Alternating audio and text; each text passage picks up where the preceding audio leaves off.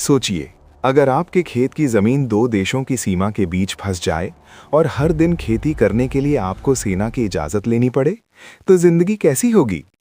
भारत और पाकिस्तान की सीमा पर रहने वाले हजारों किसानों की जिंदगी आम किसानों से बिल्कुल अलग है। पंजाब और राजस्थान के कई गांवों में ऐसे खेत हैं जो सीमा की कंटीली तार के उस पार पड़ते हैं। इन किसानों के लिए खेती करना किसी युद्ध क्षेत्र में काम करने जैसा है। सुबह जब किसान खेत पर जाने निकलते हैं तो उन्हें सबसे पहले बीएसएफ की चौकी पर अपनी पहचान दर्ज करानी पड़ती है। बिना अनुमति के कोई भी किसान सीमा पार अपने खेत तक नहीं जा सकता। कई बार ऐसा भी होता है कि सुरक्षा कारणों से कई कई दिनों तक खेतों में जाने की अनुमति ही नहीं मिलती। ऐसे में फसल समय पर नहीं बोई जा पाती और किसानों को भारी नुकसान उठाना पड़ता है। सबसे बड़ी मुश्किल तब होती है जब सीमा पर तनाव बढ़ जाता है या गोलीबारी शुरू हो जाती है। उस समय किसानों को अपने खेतों से दूर रहना पड़ता है, चाहे उनकी फसल पककर तैयार ही क्यों ना हो।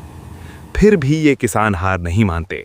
जोखिम के बावजूद वे हर दिन अपने खेतों में जाते हैं, क्योंकि यही उनकी रोजी रोटी और जीवन का आधार है। भारत पाक सीमा के ये किसान हमें याद दिलाते हैं कि सरहद की सुरक्षा सिर्फ सैनिक ही नहीं, बल्कि सीमा पर रहने वाले आम लोग भी अपने साहस और धैर्य से देश की मजबूती का हिस्सा बनते हैं।